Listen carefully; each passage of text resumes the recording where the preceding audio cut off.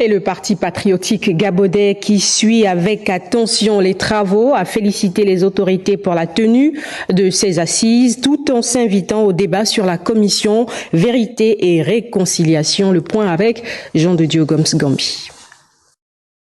Constant dans sa politique de la paix, le président du Parti patriotique gabonais, qui se satisfait du respect de l'agenda du dialogue national, mais aussi des changements socio-économiques et infrastructurels sur le territoire au crédit des autorités de la transition, vient au débat sur la commission Vérité et Réconciliation, dont il souligne le bien fondé par quelques questionnements. Doit-on parler de victimes du pouvoir des juges sans évoquer les cas ci-après?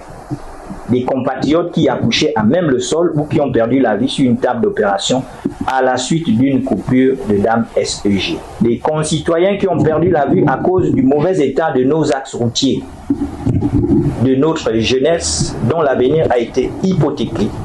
Quid alors des victimes de l'Esther Miracle, de nos vaillants cadres tels que Joseph Renjambé et proches de nous les victimes de Perenco. Le leader du PPG ne se limite pas à inviter l'opinion à se poser de bonnes questions.